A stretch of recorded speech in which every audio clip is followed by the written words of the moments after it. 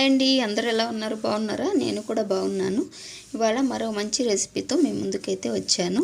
పెసర్లతో sprouts fry ఎలా చేస్తానో చూపిస్తాను మీకు. ఇది చాలా టేస్టీగా అండ్ హెల్తీగా డైట్ ప్లాన్ చేసే వాళ్ళకు కూడా చాలా యూజ్ అవుతుందండి. ఇది ఒకసారి ఇది చేసుకొని తిన్నామంటే డైటింగ్ చేసే వాళ్ళకి ఎక్కువసేపు ఆకలి కూడా వేయదు. అయితే ఈ రెసిపీ ఎలా చేయాలో చూసేద్దాము పదండి. స్ప్రౌట్స్ ఫ్రైకి కావాల్సిన ఐటమ్స్ని అయితే తీసుకున్నాను. 2 మీడియం సైజ్ ఉల్లిపాయలు, 2-3 కరివేపాకు రెమ్మలు, అలాగే 3 పండుమిర్చిని అయితే తీసుకున్నాను. మీ దగ్గర పండుమిర్చి లేకపోతే పచ్చిమిర్చినైనా తీసుకోవచ్చు. పండుమిర్చి వేస్తే బాగుంటుంది. నా దగ్గర పండుమిర్చి ఉన్నాయి. ఇంకా ఇక్కడ 1/2 కేజీ పెసర్లను తీసుకొని ముందే నానబెట్టుకొని స్ప్రౌట్స్ లాగా రెడీ చేసుకున్నాను. అలాగే మనం తీసుకున్న ఉల్లిపాయలు, పచ్చిమిర్చిని ఇలా కట్ చేసి పెట్టుకోవాలి. ఇప్పుడు స్టవ్ మీద కడాయి పెట్టుకొని ఇందులో నెయ్యి లేదా ఆయిల్ని అయితే వేసుకోవాలి. కడాయిలో 2 టేబుల్ స్పూన్ల ఆయిల్ వేసుకొని ఆయిల్ వేడయ్యాక ఇందులో 1/2 టీ స్పూన్ జీలకర్ర, అలాగే ముందుగా కట్ చేసి పెట్టుకున్న పండుమిర్చిని వేసి తర్వాత కట్ చేసి పెట్టిన కరివేపాకుని వేసి ఒకసారి ఇలా కలుపుకోవాలి.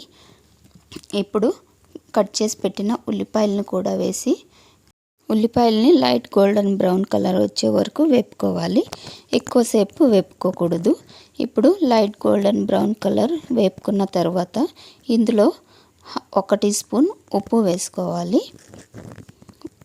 ఉప్పు వేసుకున్న తర్వాత మరోసారి ఇలా కలుపుకోవాలి.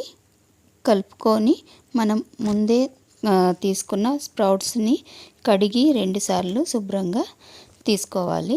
ఇప్పుడు స్ప్రౌట్స్ వేసాక ఉప్పు అన్నీ కలిసేలాగా ఒకసారి ఇలా కలుపుకోవాలి.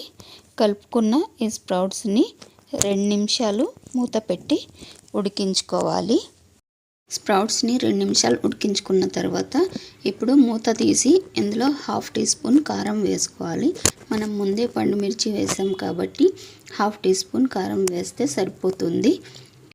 కారం వేసాక మరోసారి కలిపి మూత పెట్టి మరో 5 నిమిషాలు ఉడికించుకోవాలి.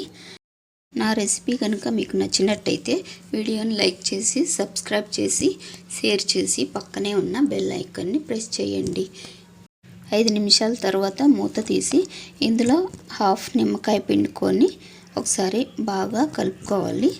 బాగా కలిపిన తర్వాత మరో 2 నిమిషాలు ఉంచి స్టవ్ ఆఫ్ చేసేస్తే స్ప్రౌట్స్ ఫ్రై రెడీ అయిపోతుంది. మీరు కూడా ఈ రెసిపీని తప్పకుండా ట్రై చేసి ఎలా వచ్చిందో కామెంట్ చేయండి.